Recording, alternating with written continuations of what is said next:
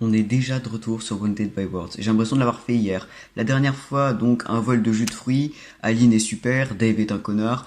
La base. Et Agathe commence à se sentir un peu mieux. Donc c'est ce qu'on va voir maintenant. On va espérer que ce soit vrai parce que le pauvre Agathe, hein, quand même. Je ne pouvais m'empêcher de penser que j'avais beaucoup appris sur mes nouveaux compagnons, que je me rapprochais un peu d'eux, que je redevenais utile.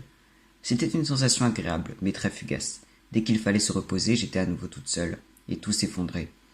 Bon bah du coup, elle va pas si bien que ça, mais c'est normal, on peut pas aller bien tout de suite après. Peu importe à quel point j'essayais d'oublier pendant la journée, la nuit n'était jamais aussi indulgente. Je ne pouvais pas m'endormir, tout ça pour voir encore ces cauchemars obsédants. La guerre m'avait blessé profondément, et rien ne pouvait redevenir comme avant. Cette nuit, je me souviens de ce que j'avais fait. Mon unité avait été envoyée dans un autre pays, pour apporter la civilisation, qu'il disait. Leur chef politique était un dictateur, qu'il disait. Il avait des armes de destruction massive, qu'il disait encore. Nous n'étions pas censés sauver les citoyens de cet homme maléfique, les aider. J'avais rejoint l'armée pour cette unique raison, sauver des gens. Ouais, mais c'est souvent les métiers comme ça, on y va pour un idéal et on se rend compte en fait que bah une fois à l'intérieur, c'est pas pour ça en fait, c'est pas. Je n'ai pas sauvé ces gens, je les ai assassinés. Ils n'avaient pas d'armes de destruction massive. Nous avions bombardé des villes, tué des innocents, blessé des enfants, et les plus âgés, les uns comme les autres. Ce n'était pas pour les aider, c'était pour les terroriser. Bah ouais, j'ai envie de dire c'est comme Aline. C'est genre, je suis pas admiratif de ce qu'elle a fait, mais enfin, t'es soldat. À un moment, une fois que t'es là-bas, qu'est-ce que tu veux faire? Enfin, je sais qu'on parle de désobéissance civile, ah mais il faut. C'est très facile à dire, tu sais, quand tu n'es pas militaire, quand tu n'es pas sur le terrain. C'est pas aussi simple. Et nous avions réussi, en plus peut-être qu'à ce moment-là, elle savait pas qu'ils étaient pas méchants. Et nous avions réussi. Au début, ils n'osaient pas nous approcher. Au contraire, ils fuyaient à chaque fois qu'ils nous voyaient. Je ne comprenais pas. Je croyais que je les aidais, qu'ils n'avaient rien à craindre. Puis ils ont commencé à se rebeller. Ils nous ont maudits, ils nous ont craché dessus. Et alors j'ai enfin compris. J'ai compris que nous détruisions leurs maisons, tuions leurs proches, ensevelissions tout ce qu'ils avaient jamais aimé. Et j'ai été dégoûté de moi-même, dégoûté de mes supérieurs en lesquels j'avais eu confiance. Bah je comprends. Comment pourrais-je jamais être pardonné? Méritais-je seulement une vie normale? Les morts devaient être furieux contre moi. J'étais sûr qu'ils ne me souhaitaient pas d'être heureuse. D'accord, donc les morts qu'elle entend dans sa tête, c'est pas ses camarades. C'est vraiment ses victimes en fait, d'accord. Mais là encore, je trouve ça super intéressant parce que c'est pas manichéen. Genre, c'est pas juste une meuf qui a vu ses camarades mourir. Non, non, non, elle est traumatisée parce qu'elle a tué des gens. Même s'il y a un contexte et tout, c'est intéressant qu'elle ait aussi une culpabilité en fait. Et ils avaient raison. Je ne méritais pas de vivre comme un humain normal après ce que j'avais fait. Bah, les vrais méchants entre guillemets, c'était supérieur. Le soldat, c'est de la chair à canon dans la guerre. Tout cela, je ne le savais que trop bien. Je me faisais revivre ce cauchemar pour l'éternité. C'était ma punition, mon expiation pour mon péché. Cependant, je ne pouvais pas vivre comme ça. Le poids était trop lourd à porter. Il fallait que j'oublie par n'importe quel moyen. Les médocs, du coup. Je me réveillais au milieu de la nuit, incapable de me rendormir. Ah, ça fait du bien de revenir dans cette cave. Je me rendis aux toilettes pour me soulager encore. Enfin, je me dirais c'est normal. Alors que j'entrais perdu dans mes pensées, je remarquais une odeur différente de d'habitude. Quelque chose qui sentait comme du sang. Le screamer. Alors que je jetais un œil au miroir, une vision me fit brutalement reculer d'un pas. C'est une hallucination, meuf. Il y avait un cadavre à l'intérieur du miroir. Un des soldats. Il était là pour me punir, pour s'assurer que j'irais pourrir en enfer exactement comme lui. Tu ne peux pas éviter ton destin. Je suis désolé, c'est pas du tout drôle, mais je suis pas encore dans l'optique de l'horreur et tout. C'est pour ça que je suis trop joyeux pour le jeu pour l'instant. Paniqué, je portais mes mains à ma bouche. Je respirais difficilement. Il faut vraiment que quelqu'un la surprenne à ce moment-là et qu'elle soit obligée de parler en fait. Que dois-je faire? J'ai pas envie de cliquer. Je brisai l'image de ma main. Le sang coula de ma blessure, mais je ne sentais rien. Bah bravo. L'apparition s'était évaporée, et c'était tout ce qui comptait pour l'instant. Je tombais à genoux, effrayé. Je ne suis pas encore en train d'halluciner, pas vrai? Bah évidemment que si. Il fallait que cela cesse. J'ai peur, hein, quand quelqu'un qui va pas bien dit « Ah, il faut que ça s'arrête », c'est bon. Voilà. Je pensais à mes médicaments à nouveau, je ne les avais pas pris de la journée. C'était le bon moment pour y remédier. Tu vas voir qu'il va plus y en avoir. Épuisé par la faim et le manque de sommeil, je me soulageai et retournai dormir aussitôt. Ça commence à faire long, là, ça fait 3 jours qu'ils sont là-dedans. Une fois encore, je ne parvins pas à dormir cette nuit-là. Et sans surprise, une fois encore, j'avais peur de me rendre à la salle de bain. Pourquoi à la salle de bain précisément? Je sais pas s'il y a un lien ou si c'est juste parce qu'elle est seule à cet endroit-là. À chaque fois que je m'y étais rendu seul, j'avais été la proie d'étranges visions, des visions de la guerre. J'étais persuadé que tout ce que je voyais alors ne pouvait être un rêve, mais ce n'était pas non plus naturel. J'avais peur de moi, peur de ces murs étroits. Je voulais tellement m'échapper. Me retournant encore et encore sur le sol, je luttais avec mes démons intérieurs. Je ne voulais pas me rendre seul à la salle de bain, mais il me fallait répondre à un besoin naturel. Je ne pouvais pas attendre plus longtemps. Voilà pourquoi, le lendemain matin, ça ne finira jamais. J'entrai dans la pièce avec précaution. Rien ne semblait sortir de l'ordinaire. Je poussai un soupir de soulagement. Alors que je sortais des toilettes, mon attention fut attirée par une forme colorée près du miroir. Une tache de sang? Du sang trônait sur le lavabo. C'est une hallucination, meuf. On aimerait pouvoir l'aider, lui dire ça, qu'elle nous entende. Sûrement parce que je m'étais blessé la nuit dernière. Oui, c'est vrai, tout à fait logique. C'est bien. Ah. Je haussai les épaules et tentai de me rassurer quand un déluge de sang s'échappa du robinet. Shining. Le liquide s'écoulait à une vitesse folle et le lavabo fut inondé d'un rouge éclatant. Ça se trouvait rêve encore. Le sang gicla sur moi et je fus bientôt vite recouverte des pieds à la tête. Mais le déluge ne s'arrêta pas pour autant. Je croyais devenir folle. Je ne comprenais plus rien à ce qui se passait. L'énorme mare de sang était la seule chose que je pouvais voir. Tout d'un coup, quelque chose se brisa en moi. J'hurlais de toutes mes forces. Assez, j'en ai assez. Je ne crie pas très fort, il y a mes voisins à côté, donc désolé. Je ne contrôlais plus mon corps. Je pleurais à chaudes larmes, je criais et renversais tout ce qui se tenait sur mon chemin. Et là, si personne ne vient la voir, les gens ont dû entendre, tu vois. Je ne me sentais plus maîtresse de mon propre corps. J'étais devenue une spectatrice qui regardait une marionnette danser. Oh, elle est horrible cette phrase. Je ne peux plus continuer. Alors que je tremblais de tout mon corps, ma vision devint floue, et je m'écroulais de fatigue sur le sol. Le monde entier disparut. Lorsque je revins finalement à moi, je me trouvais dans le même couloir que d'habitude. Tout le monde autour de moi m'observait, l'air concerné. Voilà. Enfin, je compris immédiatement. Ils m'avaient vu. Ils savaient. Ça ne servait plus à rien. Je ne pouvais plus leur cacher mon état pathétique. Tant mieux. Oh, en plus, c'est Aline. Est-ce que ça va, Agathe? Oui, merci. J'imagine que vous m'avez tous vu. Ils hochèrent la tête en silence. Je me sentis extrêmement honteuse. Meuf, tu peux leur faire confiance. Tu criais si fort, nous avons tous accouru jusqu'à la salle de bain pour savoir ce qui s'était passé. Tu as eu une sorte de crise de panique et tu t'es blessée toi-même. Tu t'es couchée au sol, raide comme une planche. On a pensé que tu étais morte. Quelle horreur, mais en même temps je comprends. Nous t'avons emmené ici parce que nous ne voulions pas que tu attrapes un rhume. Est-ce que tu veux en parler? Oui, allez. Maintenant que vous avez tout vu, je ne peux plus faire semblant, pas vrai? Je suis atteinte d'un trouble de stress post-traumatique, et ce depuis que je suis revenue de la guerre. À chaque fois que je vois ou que j'entends quelque chose me rappelant toutes les personnes qui sont mortes autour de moi, ça me rend nerveuse et je finis par avoir des crises de panique. Nerveuse, c'est tout, c'est l'euphémisme du siècle. Je fais aussi des cauchemars toutes les nuits où je revis les mêmes horreurs encore et encore. Alors je ne dors presque plus. C'est tout. Je ne me sens pas en sécurité ici et j'ai du mal à contrôler mon anxiété. J'ai fini par céder. Ils auraient pu t'aider. À ce moment-là, je ne pouvais même plus les regarder dans les yeux, mais... Eh bien, tu aurais pu nous le dire plus tôt. Peut-être que nous aurions pu t'aider à te sentir mieux. Putain, merci Elisha. On va te laisser te reposer, d'accord? Mais il y a quelque chose d'autre que nous avons besoin de savoir. Quelque chose d'autre? Vu que nous avons dû te porter, c'est tombé. Les médicaments. Je compris subitement de quoi il parlait. Des larmes incontrôlables éclatèrent au sol. Bah... Pourquoi portes-tu un pistolet sur toi? Ah, on s'en savait pas. Les mots blessent, ils blessent tellement. Je ne pouvais plus rien cacher désormais. C'était trop pour moi. Après la guerre, je veux dire. J'en suis revenu, mais je me sentais vide et déprimé. Ok, j'ai compris. J'arrivais plus à dormir, je ne pouvais pas échapper aux souvenirs. Je ne pouvais pas oublier ce que j'avais fait non plus. J'avais tué. Des soldats. Je voulais que la douleur s'arrête. Alors j'ai acheté une arme à feu, illégalement. Tu allais mettre fin à ma souffrance. Oh la vache. Je devais le faire le jour de l'incident. Je voulais me promener une dernière fois avant d'appuyer sur la détente.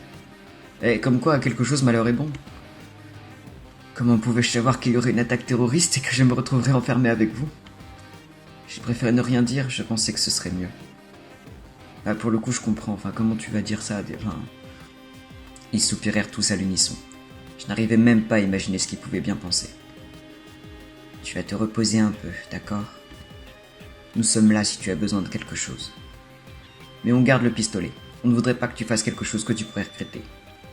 Première phrase sensée de Dave, j'ai rien à rajouter là. Attendez, s'il vous plaît, ne me laissez pas seul. Ils l'ont pas laissé seul.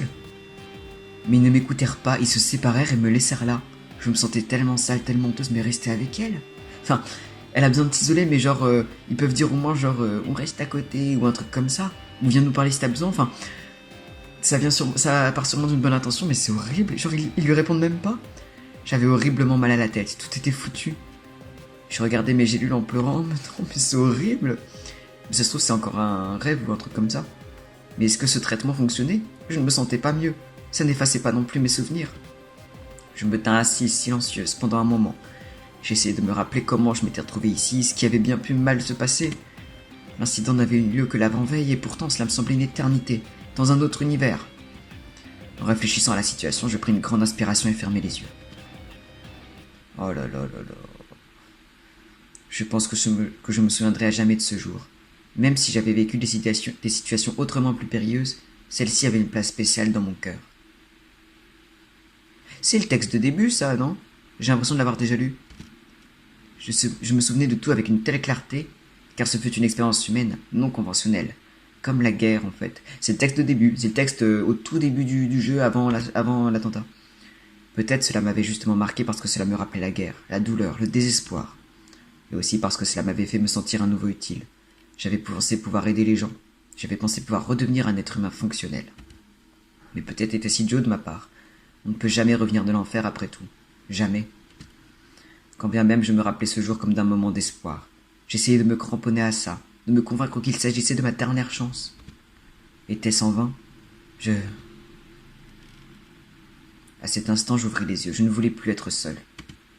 Même s'ils ne voulaient plus me parler, même si leurs mots pouvaient me blesser, je voulais parler à quelqu'un. Et là, pour le coup, elle a enfin besoin de parler. Aline. J'ai observé les alentours. Aline. Non. Ça me fait penser à la chanson et j'ai crié, crié.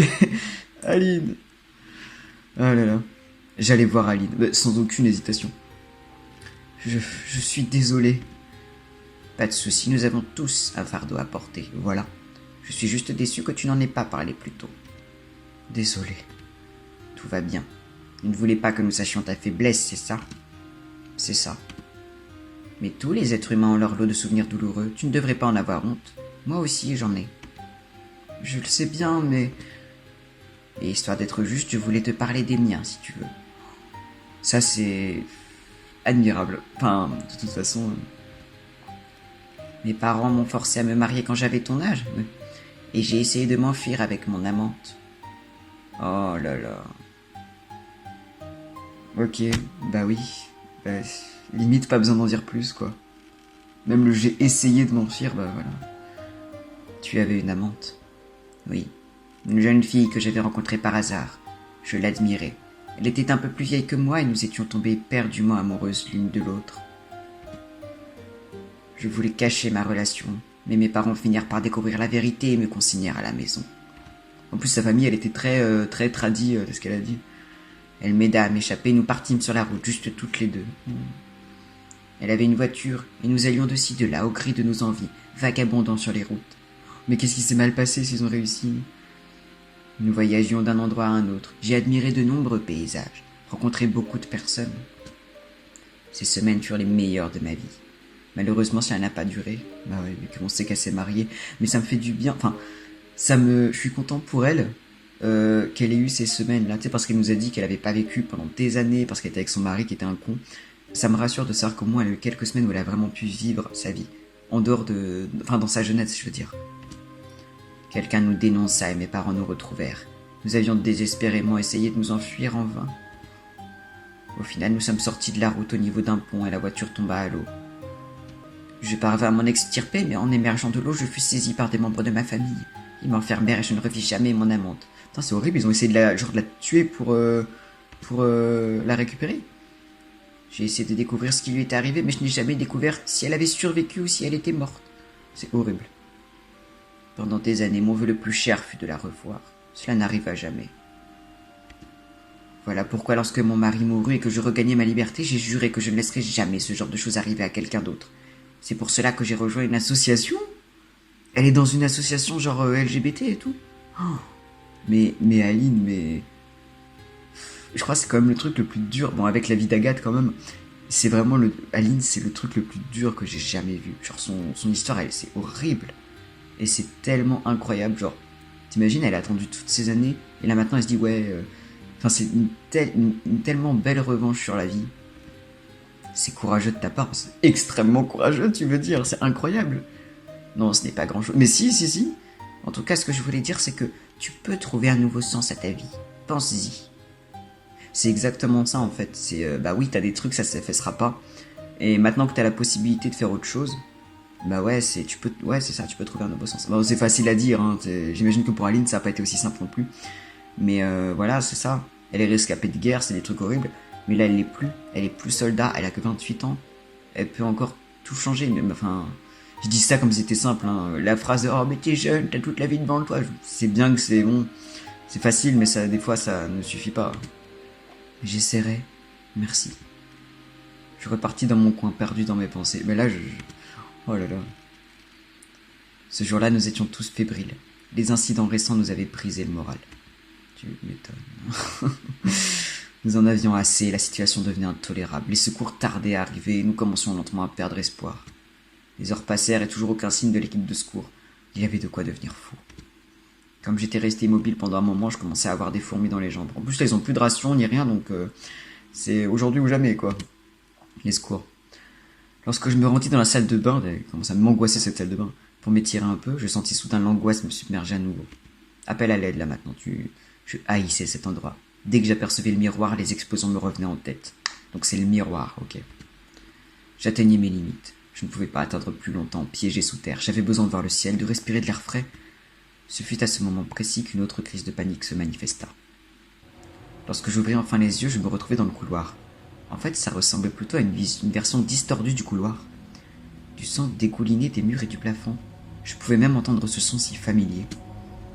Il y avait des cadavres éparpillés partout à travers la pièce. Des cadavres. Non, c'est impossible, ne me dites pas que... C'est une hallucination. Il dit que les murs sont distordus là, c'est une hallucination. Je suppose qu'elle voit les autres qui sont morts, c'est une hallucination. Lentement, je m'approchais des corps sans vie. Ils avaient des visages horribles, déformés par la douleur et la peur. Tout ceci... Ah merde, j'ai pas lu. Attendez. Ah, tout ceci était-ce seulement réel? Ou était-ce juste une autre hallucination? Oui. Je ne pouvais plus discerner le vrai du faux, c'est une... Non. Mes compagnons étaient morts. Je n'avais passé que quelques jours à leur côté, mais nous étions déjà liés par quelque chose de fort. Ils sont pas morts, meuf. J'avais pensé pouvoir les sauver, pouvoir les aider, être utile de nouveau. Était-ce vain? Quelqu'un devait avoir utilisé le flingue. Les salauds. J'observais fiévreusement autour de moi. Je me saisis du revolver qui traînait sur le sol et erra dans ce nouveau champ de bataille. J'étais à cran, m'attendant à tout, même à voir ma propre ombre. D'un seul coup, je sentis une présence dans mon dos. Lâchement, je me retournai. Pourquoi lâchement? C'était un mort-vivant, un soldat. Il me maudissait d'être vivante. Non, c'était moi, un reflet distordu de moi-même. Une femme avec un horrible rictus accroché aux lèvres, comme si elle prenait du plaisir à faire tout ceci. Ok, elle avait peur de... Genre, sa conscience avait peur, genre, de tuer les gens, genre... Elle était enveloppée de ténèbres, recouverte de sang et de chair, riant à gorge déployée dans un élan de folie. C'était moi qui avais commis la faute. J'étais celle qui les avait tués, mais non. Il fallait que cela cesse, je devais mettre un terme à ce chaos. Je ne voulais plus voir qui que ce soit mourir. Je ne voulais plus voir le sang et la haine encore une fois. Le monstre s'approchait lentement de moi. Je n'eus plus le temps de réfléchir. Ah. Bah non. Bah non, mais non. Enfin, je sais qu'il y a ce côté genre oui. C'est genre ça veut dire genre ouais, elle tue son ombre maléfique. Sauf que en fait, l'ombre, on est d'accord qu'elle n'existe pas. Le pistolet, aux dernières nouvelles, il existe vraiment. Enfin, et puis même, je crois que c'est pas une bonne solution en fait de continuer à combattre en fait enfin Je vois pas dans quelle situation, en fait, ça peut être bien d'utiliser le revolver. Tu sais, dans cette situation, genre oui ou non, à quel moment ça peut amener à une bonne chose d'utiliser le revolver, d'utiliser une arme. Là, la solution, c'est les mots, on l'a vu. Tu sais quoi, je suis sûr, si on utilise le revolver, je suis sûr, genre, elle tue ses potes dans un accès de folie, ou genre, elle blesse quelqu'un. Non, non, mais non. Non, non. Courage, meuf. C'est que comme ça qu'elle peut les affronter, je pense. Je ne pouvais pas le faire, je ne pouvais pas tirer. Je devais accepter le monstre comme une partie de moi, comme quelque chose qui ne pourrait jamais disparaître complètement. Mais c'est vrai, enfin dans un sens c'est vrai, c'est quelque chose qu'il faut, voilà. Je devais arrêter de fuir. Le passé était douloureux, ces mots me hantaient toujours. Mais je devais aller de l'avant et découvrir pourquoi j'étais encore vivante. C'était clairement le bon choix. C'était obligeamment le bon choix. Les personnes qui étaient mortes avaient besoin qu'on se souvienne d'elles. Ça dépend. Peut-être que si je leur donnais une place dans mon cœur, peut-être alors qu'elles seraient apaisées. J'aurais pas pensé à ça, mais pourquoi pas, mais ce qu'elle a dit avant, ça me conforte dans l'idée que c'était la bonne solution. La route va être longue, difficile et décourageante. Mais peut-être qu'il y aurait quelque chose au sommet de la colline. Quelque chose de magnifique. Tant pis, c'est la violence qui l'a fait, qui l'a détruit. Je vois pas en quoi user de la violence, même contre elle-même, tu sais, elle doit réapprendre à s'aimer elle-même en fait. Donc, enfin, détruire la partie, non, ça marchera pas. Alors que je laissais le pistolet tomber au sol, incapable de tirer, j'entendis un son perçant. Je suis resté immobile, confuse. Le fantôme disparut. Je me sentais instable. Mes jambes tremblaient, il ne me restait plus aucune force. Il y eut d'un seul coup un bruit sourd et les murs explosèrent. Quelque chose arrivait. Était-ce Dieu? Alors soit c'est encore un truc, une connerie, une hallucination, soit c'est les secours. Allais-je mourir? Derrière ces murs se tenait un autre monde, un monde mystérieux. Tout était d'un blanc pur, la lumière m'aveuglait, je me sentais épuisé et m'évanouis. Ils sont sortis, genre d'un blanc, la lumière... Oh putain, yes.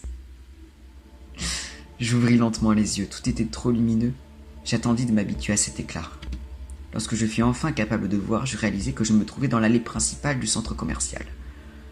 Oh, et les autres y vont bien?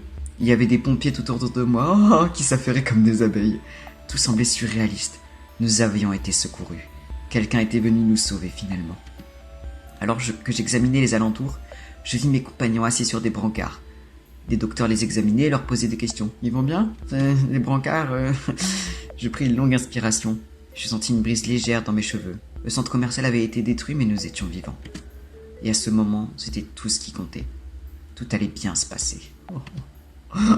Pour la première fois depuis de longues heures, depuis de longues années même, je goûtais à une étrange sensation de sérénité. Je me sentais incroyablement bien. Je me rappelle plus vraiment ce qui s'est passé après cela.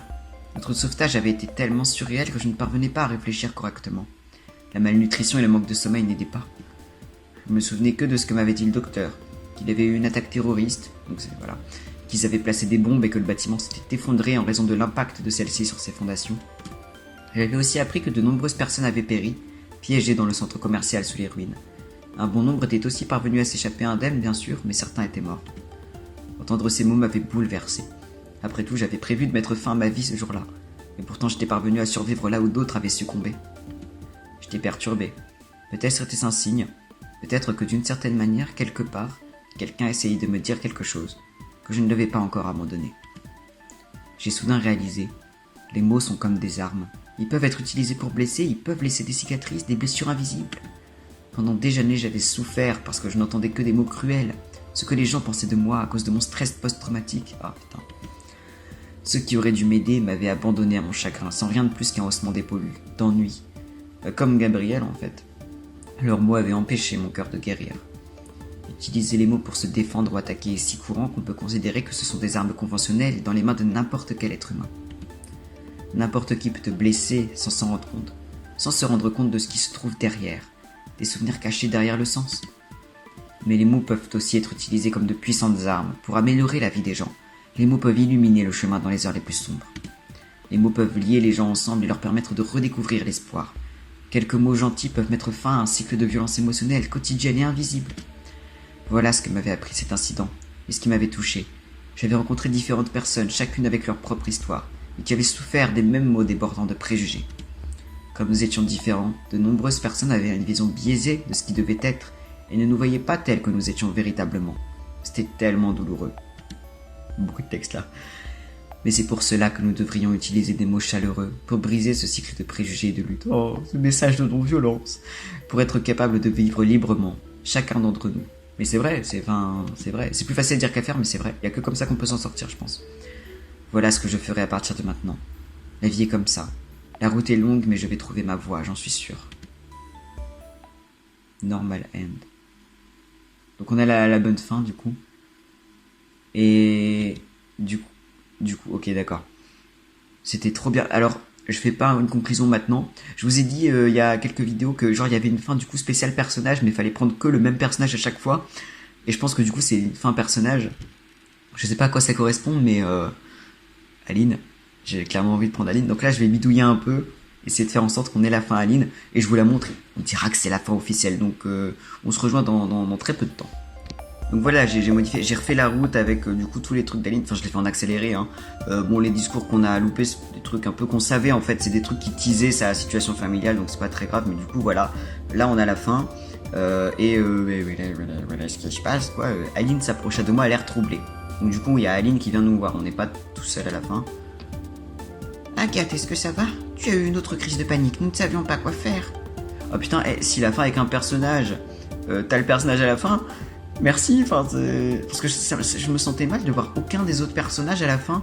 Genre, tu sais, on avait fait toute l'histoire avec eux et non, même pas une frame où on les voit, où ils se disent au revoir, non, allez, bah les couilles. Enfin, c'est cool qu'Agathe se sente mieux, mais quand même.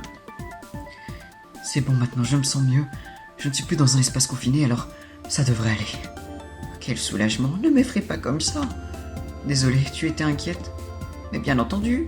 Je pensais que tu voulais devenir l'une de mes petites filles spirituelles. Ça ne va pas marcher si tu fais ce genre de choses trop souvent. Pas de crise cardiaque, s'il te plaît. Je suis vieille, dynamique mais vieille, ne l'oublie pas. Je ne le referai plus. Je ne veux pas décevoir grand-mère géniale après tout. Non, petite fille spirituelle. Voilà comment il faut réagir. Toujours d'accord pour rejoindre l'association, pas vrai? Il y a une faute à d'accord, hein, ça me perturbe. C'est trop bien. Attends. J'ai dû louper ça en faisant mon truc accéléré. C'est génial. J'aurais voir rejoindre l'association LGBT, c'est trop bien. C'est cool. Ça lui donne un but, tu vois. Un appui, c'est trop bien. Enfin, pour trouver un nouveau sens, c'est trop bien. Pour la première fois depuis de longues heures, depuis de longues années, je goûtais à une étrange sensation de sérénité. Je me sentais incroyablement bien.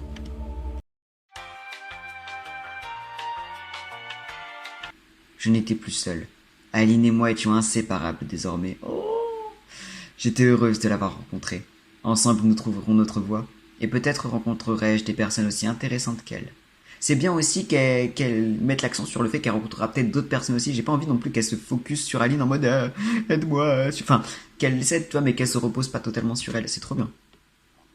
Quelque temps plus tard, on a un épilogue. Oula, j'arrive pas à lire. Après la catastrophe, je me suis mise à fréquenter régulièrement Aline. Je venais chez elle prendre le goûter et discuter. Elle avait toujours cette énergie, ce côté hyperactif que j'appréciais chez elle. Peut-être elle voit les autres aussi. Enfin, je suppose que c'est quand on choisit les autres. C'est trop bien. J'ai trop envie de savoir, quelles sont les autres fins avec les autres personnages. J'avais réellement l'impression d'avoir trouvé en elle une grand-mère adoptive, à laquelle je pouvais tout confier. L'incident était derrière moi, mais je n'avais pas oublié ma promesse pour autant. Au bout d'un moment, je demandais à Aline de me présenter l'association dont elle faisait partie, afin de faire connaissance et de voir si je pouvais m'y plaire. Je devais admettre être pleine d'appréhension. Je connaissais très peu de choses sur ce milieu et craignais de ne pas me sentir à ma place, de gêner. Mais la curiosité était la plus forte. Et de rencontrer d'autres personnes comme Aline. C'est ainsi qu'un bel après-midi ensoleillé, Aline m'embarqua dans les locaux de son association. Tous semblaient la connaître, la saluer en souriant. Après quelques sommaires présentations, elle m'entraîna dans ce qui ressemblait à une salle de repos où deux jeunes femmes prenaient tranquillement le café. Aussitôt, elles m'offrirent de prendre place à leur table. Je me sentais impressionné. Oh, c'est trop bien, on a une illustration. Oh, mais rien que pour ça, ça vaut le coup de prendre une fin personnage. Allison. Alors comme ça, tu es Agathe? Aline n'a pas arrêté de nous parler de toi. Ah bon? On est trop belle. Enfin, trop belle. Agathe, je veux dire, elle est stylée. Il paraît que vous avez vécu de sacrées aventures toutes les deux. Ne m'en parlez pas. Agathe se demandait si elle n'allait pas nous rejoindre. Je compte sur vous pour lui donner un aperçu de nos activités sans lui faire peur. Il n'est pas dans notre intérêt qu'elle parte en courant, voyons. Je suppose que tu veux savoir ce qu'on fait? J'avoue que ça m'intrigue, oui. On mange des petits gâteaux et on prend le thé, tout le temps. Trop trop bien. J'aime pas trop le thé en vrai. Du chocolat chaud, je veux bien. Ne lui dis pas ça, Alice. Elle va s'imaginer des choses. Bon, c'est vrai, on passe le plus clair de notre temps à papoter autour d'un café.